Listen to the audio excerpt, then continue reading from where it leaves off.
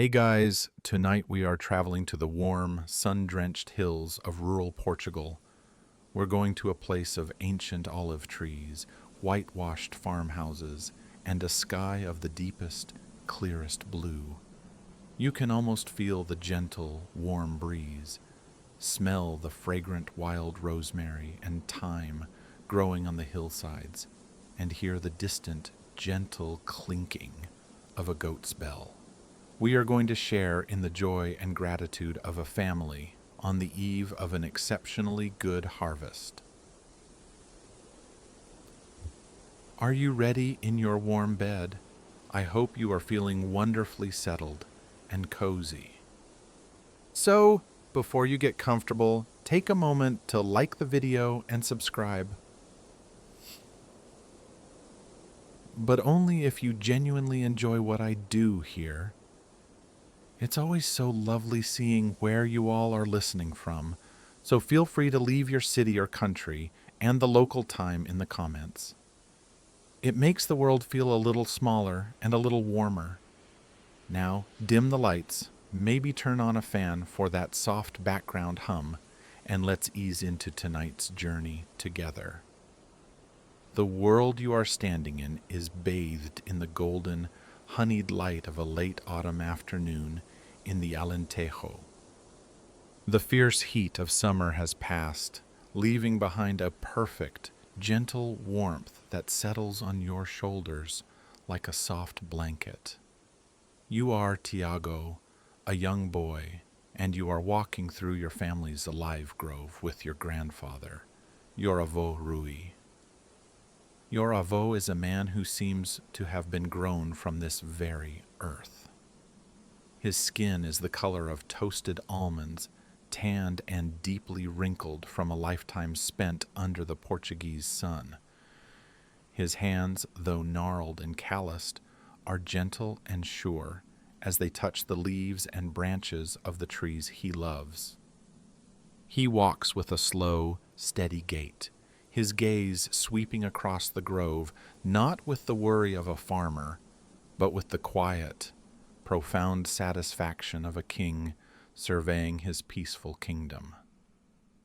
Your family's farm, your monte, is a collection of simple, whitewashed buildings with terracotta tiled roofs, nestled in a landscape of rolling hills and ancient cork oaks.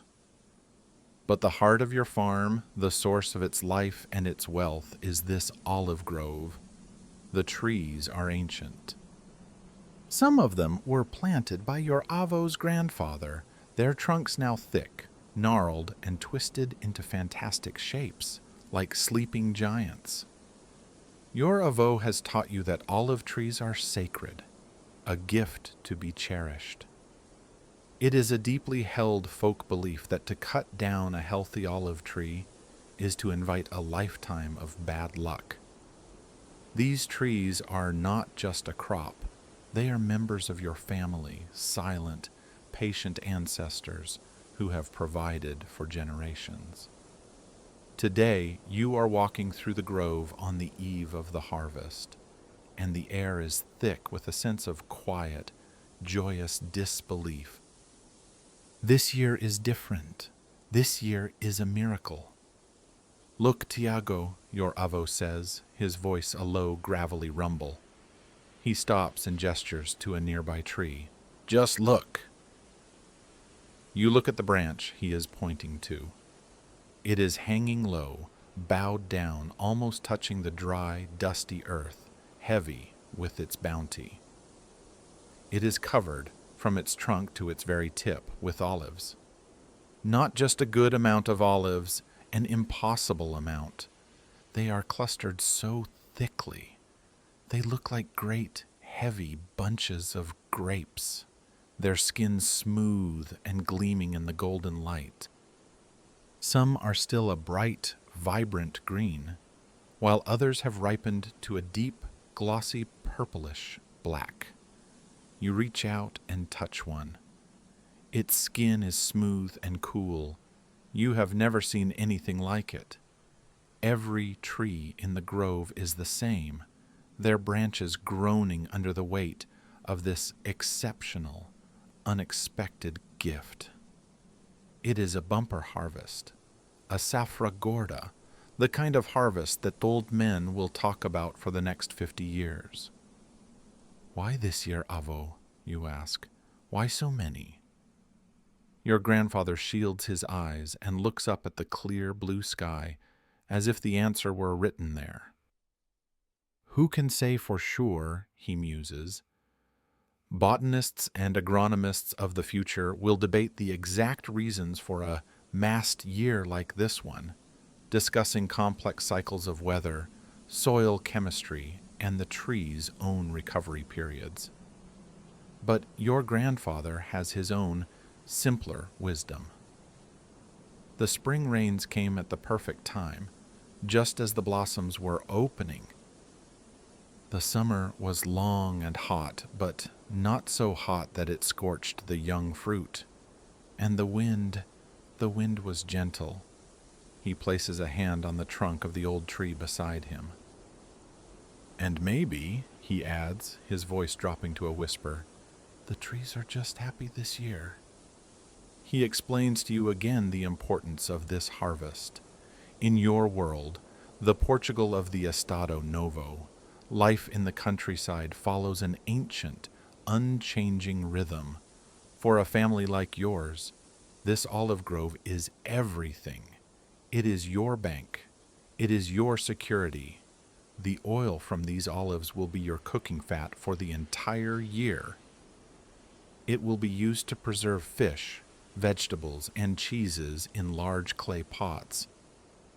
And the surplus, the pure green gold oil that you sell in the nearby town, is what will buy you shoes and salt and tools and everything else you cannot grow or make yourselves.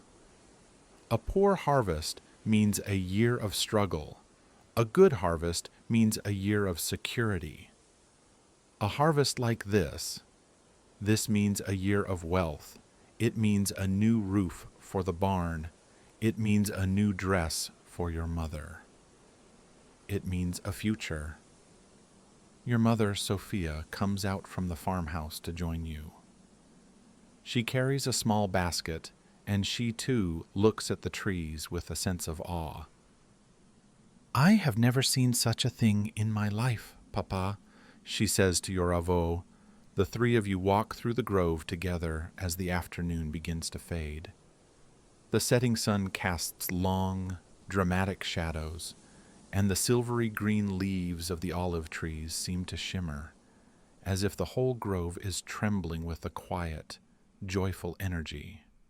The air is still and warm, and the only sound is the crunch of your footsteps on the dry ground and the gentle hum of a few late-season insects.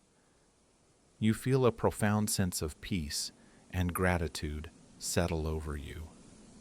This is your home. This beautiful, ancient, and suddenly, miraculously abundant piece of land. You look at the olives, so full and plentiful, and you can already imagine the days to come, the bustle of the harvest, the journey to the village press, and the final wonderful reward of the first taste of the new oil. We cannot do this alone, your avô says, as if reading your thoughts. A gift this large must be shared. He explains that tomorrow at dawn, the real work will begin, and you will not be alone. Your cousins, your aunts and uncles, your neighbors from the other montes, the whole community will arrive to help. That is the tradition. The harvest is a communal effort, a time when everyone helps everyone else, knowing that their turn will come. You stand with your mother and your grandfather at the highest point of the grove, looking out over the sea of silver and green trees as the sun finally dips below the rolling hills. The sky is ablaze with color, deep orange, soft pink, and a rich royal purple. The first star of the evening appears. A gentle quiet settles over the land.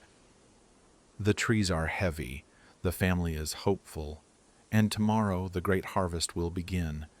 You wake to the soft, gentle sounds of your mother and your avô, your grandmother. Already at work in the kitchen, it is still dark outside, the sky a deep, star-filled velvet. But the day of the harvest waits for no one. The air in the cottage is already warm and fragrant, not with the usual simple scent of your daily breakfast, but with something more substantial, more fortifying. Your grandmother is preparing a large pot of assorda, a traditional Alentejano bread soup rich with garlic, olive oil, and herbs. It is the fuel the workers will need for the long, hard, but joyful day ahead. You dress quickly in your sturdy work clothes and step out into the cool, pre-dawn air. The world is quiet, bathed in the soft, silvery light of the moon. But soon, you hear the first sounds of arrival. The distant, rhythmic clatter of a wooden cart on the dirt track, the soft jingle of a donkey's harness, the low murmur of voices carrying on the still air. Your community is coming. In rural Portugal, especially in a region of small family farms like the Alentejo, life is built on a foundation of ajuda mutua, of mutual aid. It is an ancient, unwritten law. When a family has a task too great for them to handle alone, a harvest, the building of a new wall, the mending of a roof, the neighbors arrive to help. They do so without being asked, and they expect no payment, only that you will be there for them when their own time of need arrives. It is a beautiful, simple system that weaves the scattered Montes and families into a single, strong, resilient community. As the eastern sky begins to soften from black to a deep, bruised purple, the yard outside your farmhouse fills with people. Your uncles arrive with their tall ladders. Your cousins, sleepy-eyed but excited, tumble out of a donkey cart. Your neighbors, the Carvalho family from the next hill over, arrive carrying their own long-handled rakes. There are handshakes, warm embraces, quiet laughter.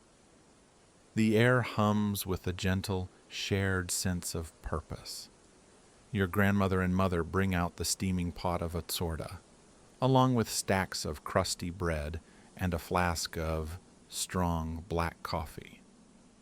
Everyone gathers, taking a bowl of the hot, fragrant soup, breaking off a piece of bread, sipping the coffee as the sun finally crests the rolling hills, bathing the world in a weak, golden light. This shared breakfast is a moment of quiet communion, a final, fortifying pause before the great work begins. When the meal is done, your Avô Rui, your grandfather, stands up. He does not make a speech. He simply picks up a long wooden pole and nods towards the olive grove. And with that, the small army of family and friends, a procession of about 20 people, begins the walk to the grove. The mood is light, but there is a seriousness to it as well. This is a day of celebration, but it is also a day of hard, important work. You arrive at the grove, the same grove you walked through yesterday afternoon. But it looks different now in the crisp morning light. The trees seem to know what is coming, their heavily laden branches waiting with a kind of patient stillness. The first task before a single olive can be picked is to prepare the ground. It is time to spread the nets. The nets are huge, heavy sheets of thick canvas, stored away all year just for this purpose. It takes 4 or 5 people to handle each one. A team, led by your uncle, approaches the first of the ancient trees with practiced, synchronized movements, they begin to unfurl the great net. The sound is a loud, rustling whisper, the sound of heavy cloth being dragged over dry earth. They spread it carefully, meticulously, under the entire canopy of the tree, making sure that every inch of ground where an olive might fall is covered. They pull the edges of the net right up to the thick, gnarled trunk of the tree. When they are finished, the ground beneath the olive tree is no longer brown earth, but a clean, pale sea of canvas. They move to the next tree, and the next, and the next. You join in, your small body, helping to pull the heavy corners of the nets, your feet getting tangled in the folds. It is like making a giant bed for each of the ancient trees. As you work, you can see the sheer scale of the task ahead. The grove, which seemed so peaceful yesterday, is now revealed to be a vast expanse of work, a challenge that would be impossible for your family to face alone. But with the help of your community, the impossible becomes a joyous, shared labor. As the women work together on one side of the grove, spreading the last of the nets, a few of them begin to hum. It is a low, simple, wordless melody. Soon, a few more join in, and the humming grows into a soft, gentle song. It is a traditional harvest song, a melody as old as the olive trees themselves. Folklorists and anthropologists of the future will debate the origins of these specific harvest songs, whether they were chants to encourage a good crop or simply a way to create a rhythm for the work and to pass the long hours. But listening to the beautiful, melancholic harmony of the women's voices drifting through the olive grove in the early morning light, you know it is both. It is a prayer and a tool, a thread of music that stitches the workers together. By the time the sun is fully risen, warming the air, the preparations are complete. The entire floor of the grove has been transformed. A great patchwork quilt of pale canvas nets now lies under the silvery green canopy of the trees. The ladders are leaning against the sturdiest trunks. The long wooden rakes and poles are in hand. Everyone is in position, looking towards your avô. He stands at the head of the grove, looking not at the people, but at the trees. He watches the way the light falls on the leaves, feels the direction of the gentle morning breeze. He is taking one last quiet moment to commune with his land. Then, he turns to the waiting crowd of family and friends. He raises his own wooden pole high in the air, and with a sharp, clear voice that cuts through the morning quiet, he gives the signal. "Vamos!" he calls out. "Let's go." And with that single word, a new sound begins to fill the air, a soft, rhythmic rustling, as the first rakes are lifted into the branches, and the gentle rain of the bumper harvest begins. With your avô's command, the quiet purpose of the morning transforms into a symphony of gentle, rhythmic action. The men approach the first of the ancient, gnarled trees. A few of the younger, more agile men, including your own father, place their tall wooden ladders against the sturdiest limbs and climb up into the silvery green canopy. The others, your avô among them, remain on the ground, taking up their long wooden poles and rakes. And then the harvest begins. It starts not with a loud noise, but with a soft brushing sound, a sound like a gentle, persistent wind rustling through the leaves. It is the sound of the wooden rakes, with their long finger-like tines being gently but firmly combed through the branches. The men on the ladders work on the high, inner branches, while the men on the ground work on the lower, outer ones, and immediately following that first, soft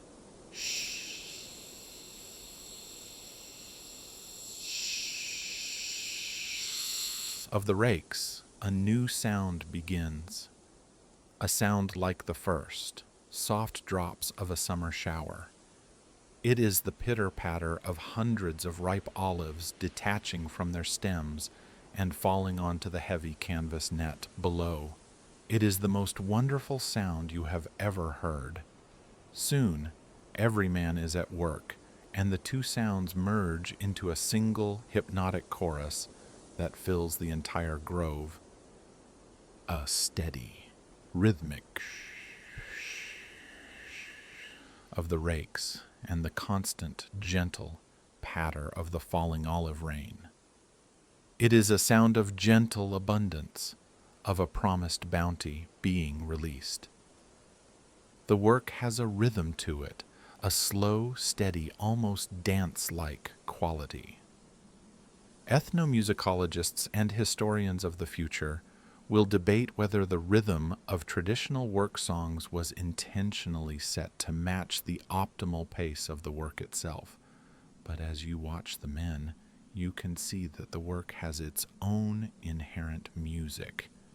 Their bodies sway in time with their raking, a shared, unspoken choreography. You are still too small to handle the long, heavy poles used by the men, so your mother hands you a small, handheld rake, like a large wooden comb. "Your job, Tiago," she says, "is to be the gleaner. You will work on the lowest branches, the ones the men cannot easily reach. Every olive is a gift. We must not waste a single one." You take your small rake and approach the base of a tree where your father is working high above. You reach up into the lowest, most heavily laden branches. You imitate the motion you have seen the men use, a firm but gentle combing action. You pull the rake through a cluster of olives, and a dozen of the small, dark fruits rain down onto the net at your feet. A thrill of accomplishment runs through you. You are a part of this. You are helping to gather the great harvest. You become absorbed in your task. The world shrinks to the small section of the tree in front of you. The feel of the wooden rake in your hand, the sight of the silvery green leaves against the brilliant blue sky, the satisfying patter of the olives as they fall. You are a small but important part of a large, well-oiled machine. After a while, your Avô Rui comes to work beside you. He watches you for a moment, then he touches your arm gently. "Not so hard, my boy," he says, his voice a low rumble. "You must persuade them from the branch, not tear them. You do not want to bruise the fruit. A bruised olive makes for a bitter oil." He shows you how to angle the rake just so, how to use a lighter, quicker motion. This is the art of it, the balance between efficiency and care, the secret to making the sweet, low-acidity oil your family is known for. He works beside you in a comfortable silence for a time, the two of you combing the lower branches. The sun is warmer now, and the air is fragrant with the smell of the crushed olive leaves. He pauses and looks around the grove, at the men working, at the olives piling up on the nets. A strange, sad but sweet smile touches his lips. "You know, Tiago," he says, his gaze distant, "on a day like this, I feel a great saudade. You know this word, it is a special Portuguese word, one that means more than just sadness or nostalgia. It is a deep, sweet, and gentle longing for something or someone that is gone, but whose memory still brings you a quiet joy." I have a saudade for my own father, your Avô continues, his voice soft. He stood on this very spot, under this very tree, and taught me how to rake the olives. Just as I am teaching you now, he would have loved to see a harvest like this one. He is not sad as he says this. His voice is full of a deep, quiet love and gratitude. He is sharing the moment not just with you, but with the memory of all the generations who have harvested this same grove before you. When the first tree is completely stripped of its fruit, its branches now light and empty, your Avô gives a shout. The raking stops, and a new phase of the work begins. 4 of the strongest men, 2 on each side, grab the edges of the great net. With a synchronized dois, tres, já, they lift the net. All the thousands of olives that were scattered across its surface now roll towards the center, creating one enormous, gleaming, purple-black pile. The sight of it, the sheer volume of the fruit from a single tree, makes everyone murmur in appreciation. They then carry the heavy, sagging net over to a collection point where large, empty wicker baskets are waiting. They lower one edge of the net, and the great pile of olives cascades into the baskets with a loud, rustling roar. And so the day progresses, the team moves from tree to tree. The rhythmic combing and the gentle rain of olives begins again. The nets are filled. The olives are gathered. The baskets are filled. The sun climbs high in the sky. At midday, everyone stops for a simple lunch of bread, cheese, and wine, eaten right there in the grove, sitting on the empty nets in the shade of the trees that have already given up their bounty. The conversation is light and cheerful, full of laughter and jokes. The hard work has not dampened their spirits. It has energized them. In the afternoon, the work continues. Your small hands are tired, your arms ache, but you are filled with a deep sense of satisfaction. You look at the growing mountain of full baskets. You remember your Avô's words from yesterday about the promise of the heavy branches. Now, that promise is a tangible thing, a great gleaming pile of fruit, the result of a year of sun and rain and a single day of shared, joyful human effort. As the afternoon light begins to fade, your Avô calls a halt to the day's work. You have not finished the whole grove. That will take another 2 days at least. But you have harvested a huge amount. The branches of half the grove are now bare and light, their work for the year done. The baskets are overflowing. The community is tired, but happy. The first and hardest part of the harvest is complete. The gentle rain of olives has ended for the day. The sun begins its slow descent towards the horizon, painting the edges of the clouds in soft shades of pink and orange. The air grows cooler. The day of hard, joyful labor in the grove is coming to an end. The last of the harvested olives have been tipped from the nets into the final wicker baskets, which now stand in a great, fragrant, purple-black mountain, waiting for the next stage of their journey. The men wipe the sweat from their brows with the backs of their hands. They gather their long rakes and poles, leaning them against the trunk of an old tree. The women, their song long since faded into a comfortable, tired silence, begin the work of folding the huge, heavy nets. It is a slow, communal tidying up, the final act of the day's harvest. A sense of weary satisfaction hangs in the air, as thick and pleasant as the scent of the olives themselves. Most of the neighbors and family begin to drift back towards the farmhouse, where the promise of a hearty evening meal and a glass of wine awaits. But your Avô Rui, your father, and a few of the other men do not head for the house. They head for the patient, waiting donkey, Faison, who is harnessed to a sturdy two-wheeled wooden cart.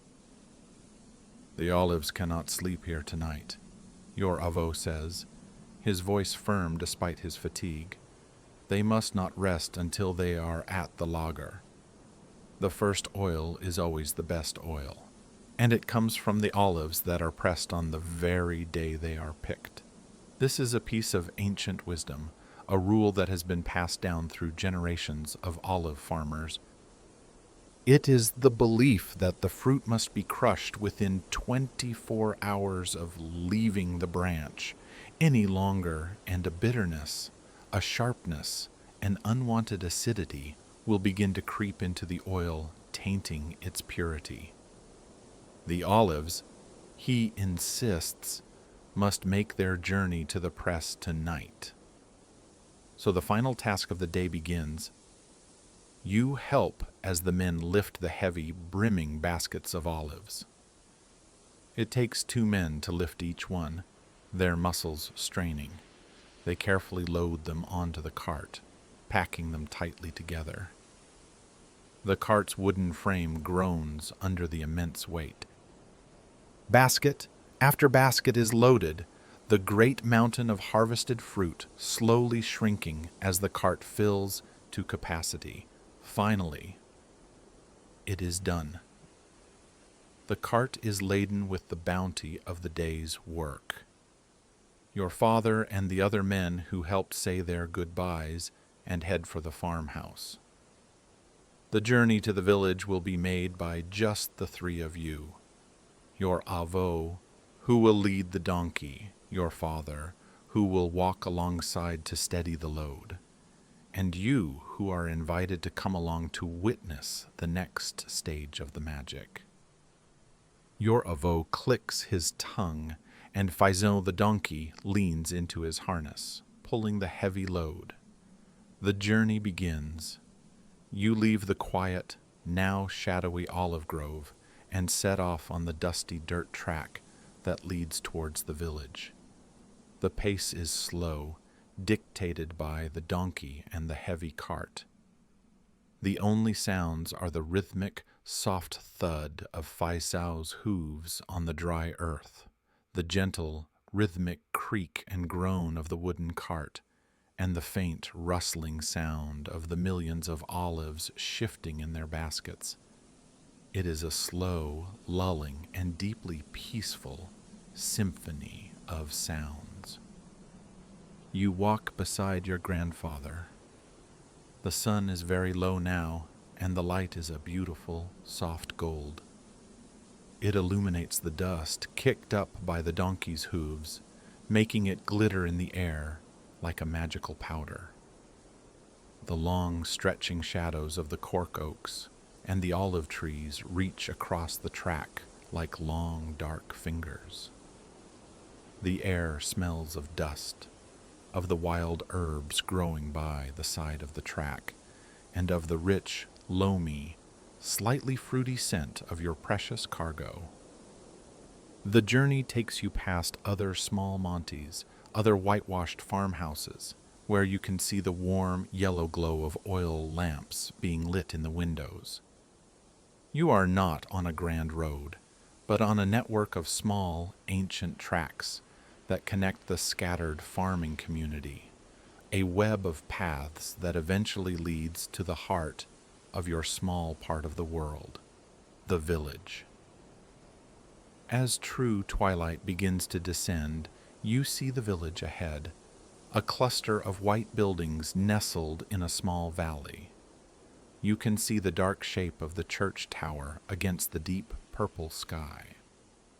You enter the village's narrow cobblestone streets. The stones make the iron-rimmed wheels of the cart rattle and ring, a loud announcement of your arrival. A few people sitting outside their doorways enjoying the cool evening air look up and nod as you pass. They see the cart laden with olives, and they know what it means. They smile. A good harvest for one family is good news for the entire community. Your destination is a large, old, and very sturdy-looking stone building on the edge of the village. This is the lager, the communal olive press. It is an ancient building, a place of great importance. The air all around it is thick with the intense, unmistakable smell of olives and olive oil, a rich, fruity, peppery, and slightly fermented smell. It is the smell of 1,000 harvests. Your Avô has told you that the great stone presses inside these lagars are a technology brought to this land almost 2,000 years ago by the Romans, who first planted many of the great olive groves. Archaeologists and rural historians of the future will debate the exact ownership and management structure of these communal presses in villages like yours. Was the lager owned by a single wealthy family who charged their neighbors a portion of their oil as a fee? Or was it a true cooperative, owned and maintained by all the farming families together? You do not know the answer. You only know that this is the place where the magic happens. This is where the hard, dark fruit of the olive is transformed into liquid gold. Your avô brings Faison and the cart to a halt before the lager's huge, thick, wooden doors. He steps up and knocks, his knuckles making a loud, solid sound on the ancient wood. For a moment there is only silence. Then you hear the sound of a heavy bar being lifted from inside, and one of the great doors groans open, spilling a rectangle of warm, yellow lamplight out into the growing darkness. A man appears in the doorway, a large, barrel-chested man with his sleeves rolled up, his arms stained dark with olive juice. It is Señor Almeida, the pressmaster. He smiles when he sees your grandfather, and then his eyes fall upon the cart, piled high with the overflowing baskets. His smile widens. "Ah, Rui," he says, his voice a cheerful boom. "It seems the trees were kind to you this year." "They were very kind, my friend," your avô replies, a look of deep, weary satisfaction on his face. "Very kind indeed." You stand there, a small boy in the cool twilight, tired from a long day of work, but your heart is filled with a new, buzzing anticipation. The journey of the olives from the tree to the press is complete. Now, the final, most wonderful transformation is about to begin. Señor Almeida, the pressmaster, holds the door open, and you step from the cool, purple twilight into the warm, fragrant, and ancient world of the lager.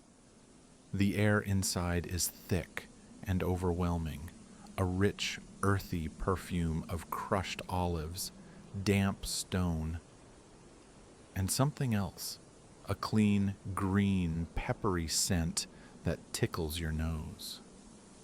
It is the smell of new oil. The room is cavernous, its walls made of massive, rough-hewn stones, slick with moisture.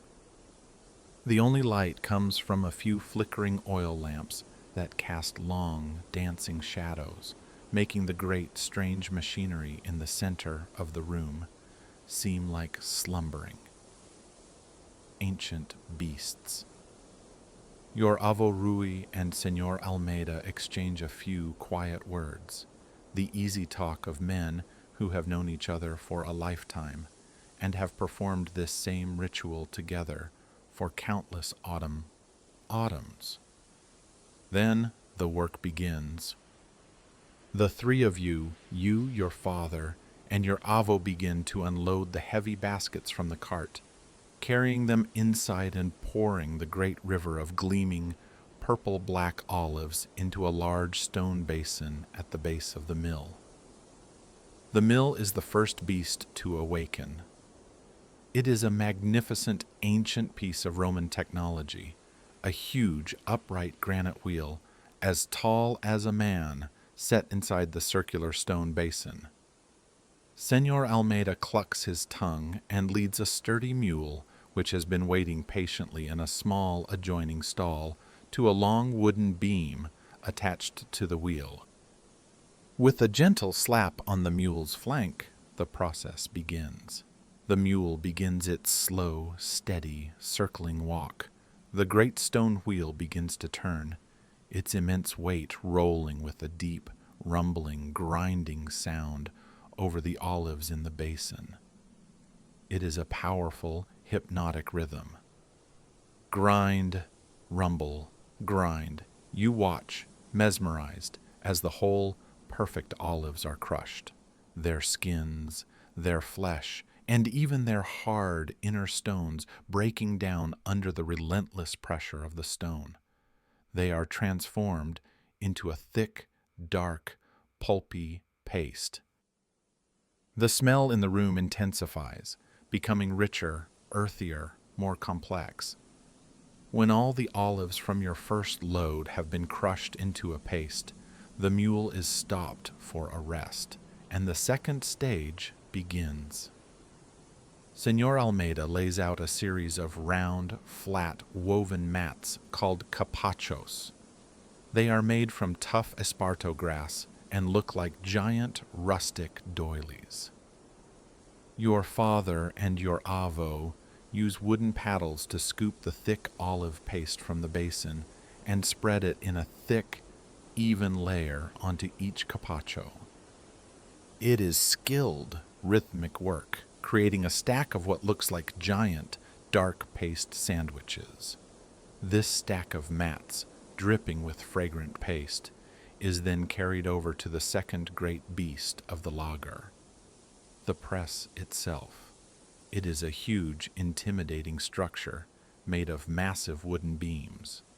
In its center is a great, thick wooden screw, as thick as a tree trunk, that reaches from the floor to the ceiling.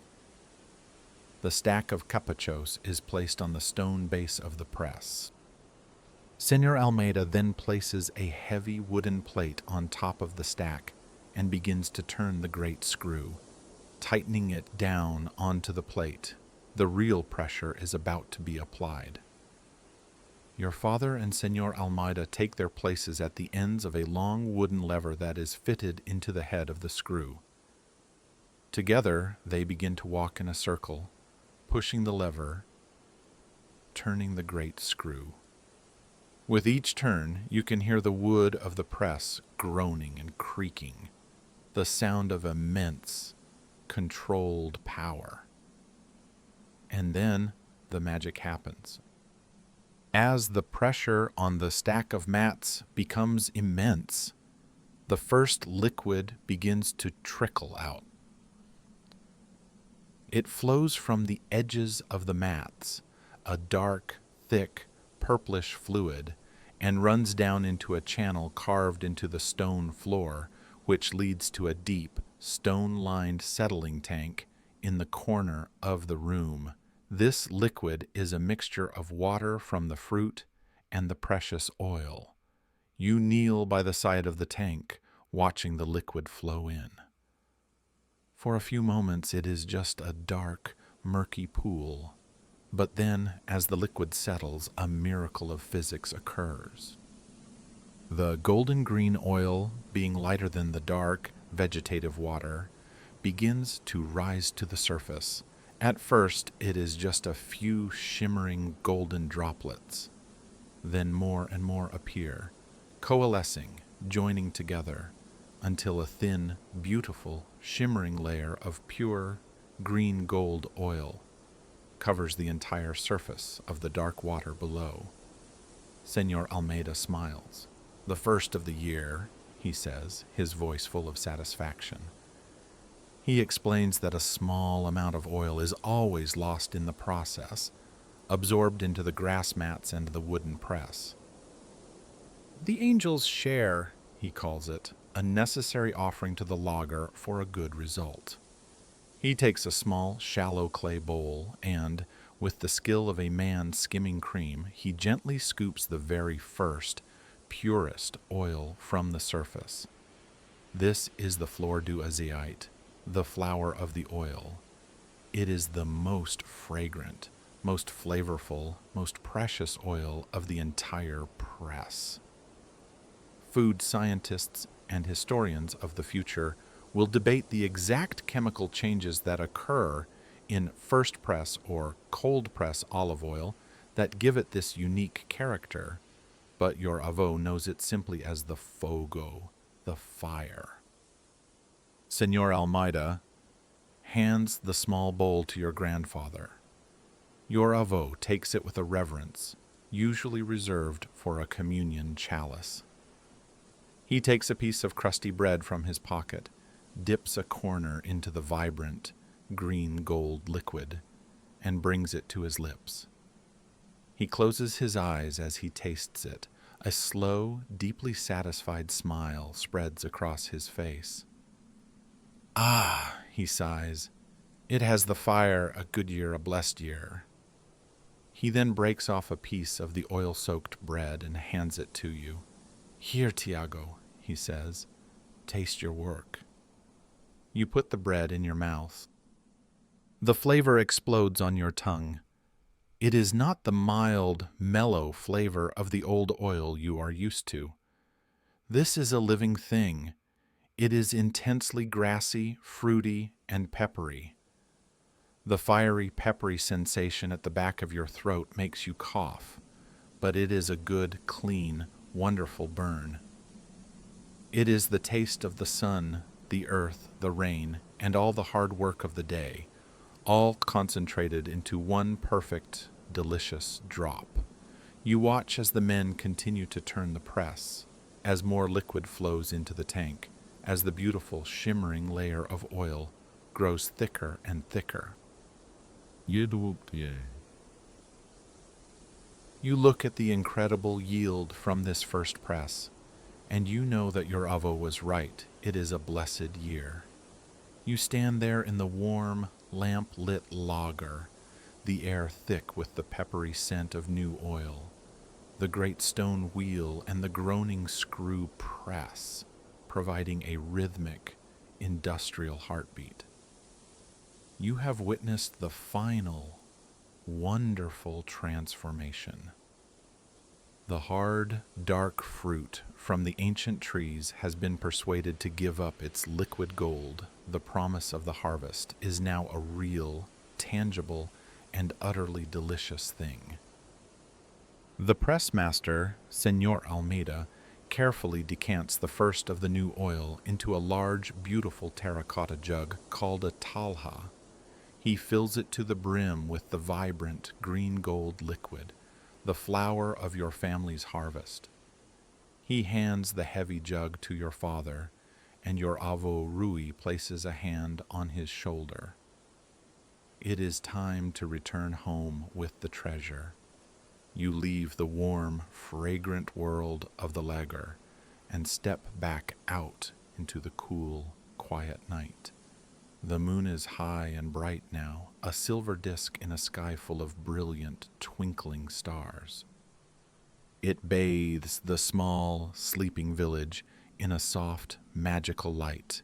The three of you begin the slow walk back to your monte, your father and your avô, carrying the heavy jug of oil between them, a precious and sacred burden. The journey back is a silent and triumphant procession. The only sounds are your footsteps on the cobblestones, the distant hoot of an owl, and the gentle chirping of the night insects. As you draw closer to your farm, you begin to see a warm, flickering glow against the dark silhouette of the hills, and you begin to hear sounds, the murmur of many voices, a burst of laughter, and the faint, beautiful sound of a guitar. The community has been waiting.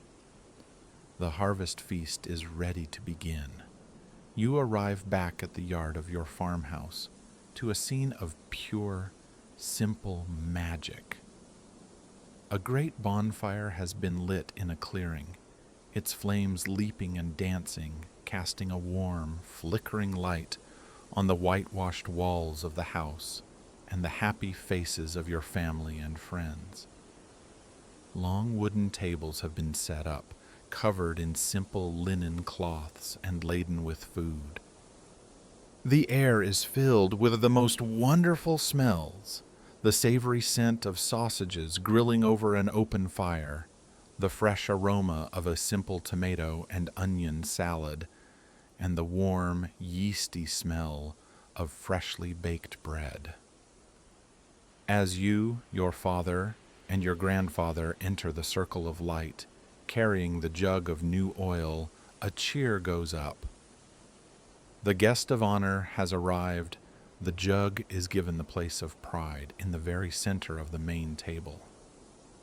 Your mother brings out a huge basket piled high with thick, rustic slices of pão alentejano, the traditional bread of the region, known for its dense crumb and its thick, chewy crust. This bread, along with olive oil and wine, forms the holy trinity of the Alentejano diet, a simple, wholesome foundation that has sustained the people of this land for centuries. Now, the central ritual of the feast begins. Your uncle takes the slices of bread and places them on a grill over the hot embers of the bonfire. He toasts them until they are crisp and golden on the outside, with dark, smoky stripes from the grill, but still soft and warm on the inside. As the first batch of grilled bread comes off the fire, small clay bowls are passed around to every person, from the oldest grandfather to the youngest child. And your Avô Rui, with a look of great ceremony and pride, takes the heavy terracotta jug and pours a small amount of the new green gold olive oil into each bowl. A hush falls over the gathering. Everyone takes a piece of the hot, smoky, grilled bread. And together, in a moment of shared, silent communion, everyone dips their bread into the oil and takes the first bite. The taste is a revelation. The smoky char of the grilled bread, the vibrant, peppery, grassy fire of the new oil, the simple perfection of salt and wheat and fruit. It is the taste of this land, of this day, of this community's hard work. In that single, perfect bite, the entire story of the harvest is told. After that first, reverent taste, the feast begins in earnest. The silence is broken by a chorus of appreciative sighs and murmurs. Plates are filled with grilled chorizo, with simple salads with soft goat's cheese. Glasses are filled with dark, robust red wine. The conversation and laughter return, louder and more joyful than before. Anthropologists who study gift-giving cultures might debate the complex social obligations created by a feast like this, seeing it as a form of payment, a reinforcement of social debts. But here, under the stars, it feels much simpler. It is a pure celebration of togetherness, of a shared bounty, of the deep, unbreakable bonds of community. Later, as the meal winds down, one of the old farmers, a man named Joaquim, retrieves a worn, beautiful old guitar, a viola, from his cart. He sits on a stool near the fire and begins to play. He sings a fado, but it is not the sad, dramatic fado of the city. It is a deep, slow, soulful fado of the countryside, a song about the land, about the sun and the rain, about the deep, sweet feeling of saudade for past harvests and for loved ones long gone. His voice is rough and untrained, but it is full of heart, and it weaves a spell of gentle, beautiful melancholy over the entire gathering. As the song ends, your Avô Rui stands up, his glass of wine held high. He makes a small toast. To the trees, he says, his voice thick with emotion, for their generosity. He looks around at the faces of his friends and family, all illuminated by the soft firelight. And to all of you, for your hands and your hearts, a blessed harvest. A chorus of Saúde, health, rises up and everyone drinks. The feast continues, a warm, happy island of light and sound in the vast, quiet darkness of the Portuguese countryside. Slowly, as the night grows deeper and the bonfire burns down to a bed of glowing, red embers, the party winds down. Families begin to gather their sleeping children, to say their long, warm goodbyes, and to begin their own journeys home under the brilliant, starry sky. Soon, it is just your own family left, sitting in the quiet aftermath of the celebration, the air still smelling of wood smoke and grilled bread and happiness. The image of the firelit feast now begins to soften and fade. The sound of the old man's fado, the taste of the fresh, peppery oil, the feeling of warmth and community. It all dissolves into a single, peaceful, contented memory. Let that feeling of deep, weary satisfaction settle over you now like a warm, heavy blanket. The harvest is in, the oil is pressed, the feast is over. The cycle is complete. There is nothing left to do but rest. Allow the quiet of the Portuguese night, the soft whisper of the wind in the olive trees, and the immense, peaceful silence of the star-filled sky to be your guide. Let it lead you away from the warm, happy grove and into the deep, calm, and restorative quiet of your own dreams.